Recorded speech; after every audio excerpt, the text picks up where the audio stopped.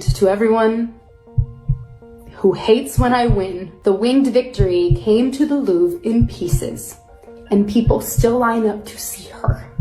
And I can only hope that despite my flaws, and despite my cracks and my breaks, and there are many of them, that at every premiere and everything I do, people will wait in line to see.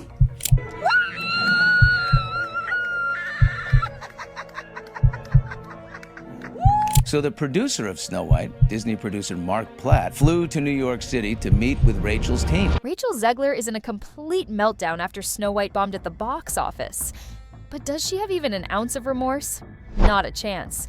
What she did next will leave you absolutely speechless. We spend 1 minute on Snow White and how it totally imploded at the box office this weekend. It was so delicious. The thing they spent $170 million to make the thing, and it had the lowest opening, under $50 million, of any of these live action Disney remakes that they've ever had, even the one that was their worst. Now, you'd think after the movie flopped harder than a failed TikTok trend, she'd be hiding in shame, right?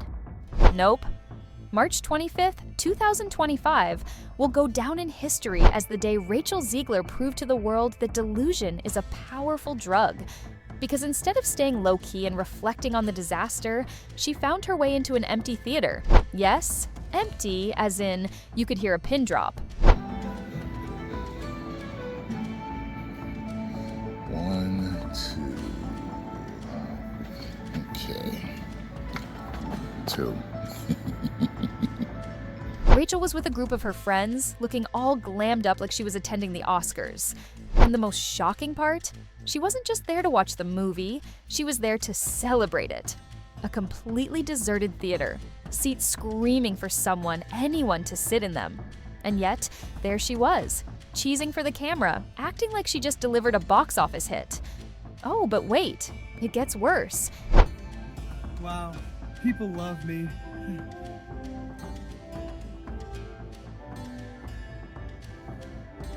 Her friend Illa decided to take the cringe to the next level. The second Rachel's name flashed on the screen, Illa let out a dramatic scream. Yes, a full-on concert-level scream, as if Rachel had just won an Oscar. And what did Rachel do? She awkwardly laughed and cheered for herself. Ma'am, read the room. The movie bombed, critics shredded it to pieces, and yet here she was, basking in the non-existent glory of her box office failure.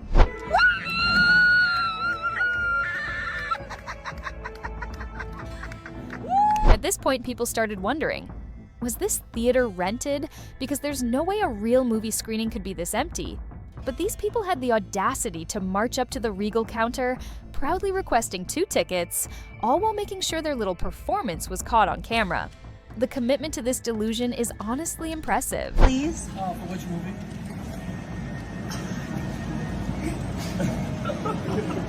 And as if this mess wasn't enough, Rachel was spotted holding a bouquet of flowers. A participation trophy, if you will. Most likely given to her by her equally delusional friends as a consolation prize for starring in one of Disney's biggest box office disasters. After Disney forked over a whopping $250 million to make this film, Snow White officially joined the ranks of the biggest flops in Disney history. And instead of taking the loss gracefully, Rachel decided to double down. Well, it's official. Snow White is officially ranked the worst movie of all time, reaching now a 1.8. People on the internet think, you know what, it should be even worse. And honestly, I don't disagree with them. These 7 CGI monstrosities. You're telling me, Disney, you could not find 7 actors to portray the iconic 7 dwarves? For me, the fact that they literally took jobs for a role that is really hard for these kind of actors, that alone, this movie deserves all the hate. Honestly, Warwick Davis would have been a hilarious ass Grumpy. Because what does every A-list actress do after their movie flops? They go on Instagram and make a bold statement, of course. And Rachel's statement? It was another level of delusion. She went on to say that even though people criticize her now, people will still be standing in line to watch her movies. Babe, sweetheart, ma'am, your big moment was supposed to be this movie, and we all saw how that turned out. And let's be honest, people weren't skipping this movie just because it looked bad. No. Rachel herself made sure to scare off audiences before they even had a chance to consider watching it. She basically sabotaged her own career before the movie even hit theaters. First, she went on a rant about how Prince Charming was getting the boot from the story. According to her, the whole idea of a prince saving a princess was weird.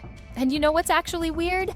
Trashing a story that literally made you famous in the first place. I know that you've told me before that your version of Snow White is different, and it's more of a 2022 version of Snow White. What did you mean by that? I mean, you know, the original cartoon came out in 1937, and very evidently so.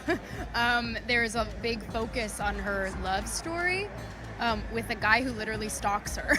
Yeah. Weird. Super weird. So we didn't do that this time. But did she stop there? Of course not.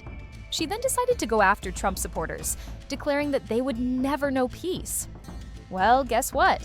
It turns out she's the one who doesn't know peace now, because the internet came for her. They didn't show up. Oh, because she also said if you voted for Donald Trump, then she wishes you no peace. And oh, it didn't stop there. She even went on a full-blown social media tirade, dropping an F-word bomb on both Trump and Elon Musk right after her preferred candidate lost the election. She attacked Twitter and Elon and finished with, "Fuck Donald Trump." At this point, Disney executives were scrambling.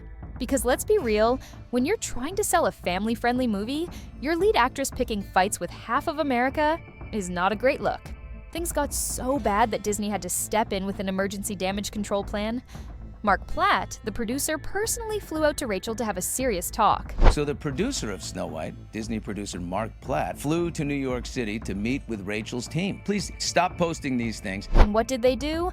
They put a social media manager on babysitting duty to approve her posts before they went live.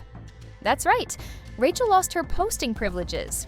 But by then, the damage was already done. Versus Rachel Zegler, which was given a social media manager to just silence the critics out there. And then there was the Gal Gadot drama.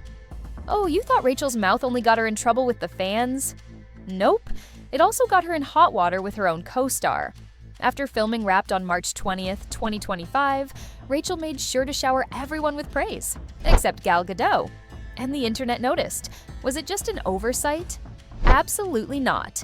Turns out, Rachel had been making backhanded comments about Gal for months. Hard to do what we do and to make movies, but I love it so much because I get to see you guys. And I'm really, really thankful that so many of you have been with us for 3 summers, and if you were here for 2 or just back for this one, you're part of such an important family to me. The root of the drama?